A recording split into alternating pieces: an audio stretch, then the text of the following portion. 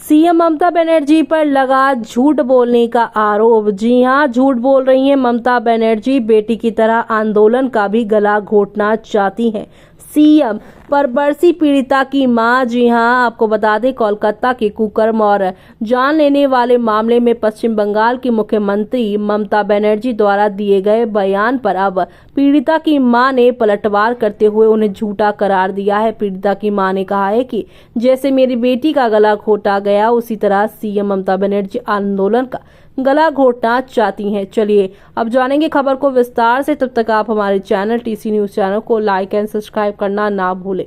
पश्चिम बंगाल में कोलकाता की RG Kar medical college और अस्पताल में एक ट्रेनी महिला डॉक्टर के अब जो मामला आया था, उसे लेकर राज्य की ममता सरकार बैकफुट पर है। पीड़िता के साथ हुई दरिंदगी के विरोध में राज्य लगातार विरोध प्रदर्शन कर रहे हैं और इस बीच पीड़िता की मां ने ममता बनर्जी पर तीखा हमला करते हुए गंभीर आरोप लगाए हैं। जी हां, बीते सोमवार को नबना में प्रेस कॉन्फ्रेंस कर मुख्यमंत्री ने साफ किया है कि आरजीकर मामले में पीड़ित परिवार को पैसा देने की कोई बात नहीं कही गई थी। सीएम ममता बनर्जी ने कहा, पीड़ित परिवार सबूत पेश करे कि मैंने पैसों की बात कहां की है, ये एक प्रोपेगेंडा है। अब इस मुद्दे को लेकर पीड़िता की मां ने मुख्यमंत्री पर निशाना साधते हुए कहा है कि मुख्यमंत्री झूठ बोल रही हैं। मुख्यमंत्री ने कहा है कि आपको पैसे मिलेंगे और आप अपनी बेटी की स्मृति के लिए कुछ बनाएंगे। मैंने तब कहा था कि जब मेरी बेटी को न्याय मिलेगा तो मैं आपके कार्यालय आऊंगी और वो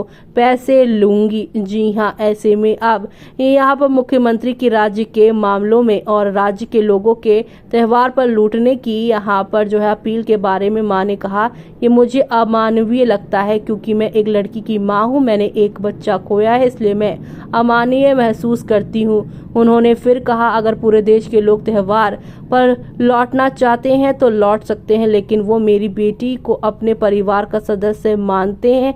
यदि वो उस समय लौट सकते हैं तो मुझे कुछ नहीं कहना है। उन्होंने कहा, मेरे घर में भी दुर्गा पूजा मनाई जाती थी, मेरी बेटी घर पर करती थी, लेकिन मेरे घर में कभी भी दुर्गा पूजा की रोशनी नहीं जलेगी। मेरे कमरे की लाइट बंद है। मैं लोगों को उत्साह में लौटने के लिए कैसे कहूं? अगर मुख्यमंत्री के परिवार में ऐसी घटना होती तो क्या वे ऐसा कहते? पीड़िता की मां ने आरोप लगाया है कि मुख्यमंत्री आंदोलन का गला घोटने की कोशिश कर रही हैं। उन्होंने कहा है कि ममता बनर्जी आंदोलन का गला घोटना चाहती हैं। जैसे मेरी बेटी का गला घोटा गया, सबूत नष्ट कर दिए गए, क्योंकि अगर आवाजाही बंद हो गई हो तो वो अपनी जगह पर अच्छे से टिक पाएगा।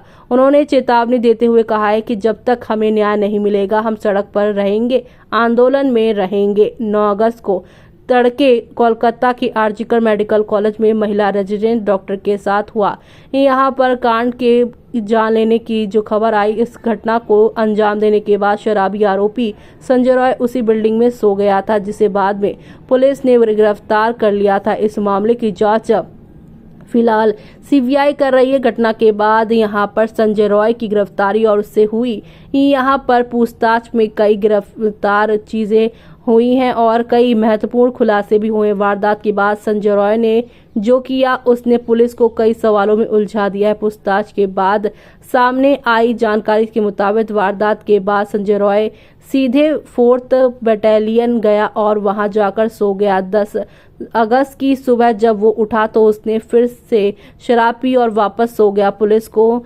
यहाँ पर जो है शक होने पर उन्होंने अस्पताल के सेमिनार हॉल के आसपास के तमाम सीसीटीवी फुटेज खंगाले। इन फुटेज में संजय रॉय की गतिविधियों के साथ साथ अन्य लोगों की भी पहचान की गई है। ऐसे में अब आपका क्या कहना है इस पूरे मामले पर? हमें कमेंट बॉक्स में कमेंट करके बताना बिल्कुल ना भूलें।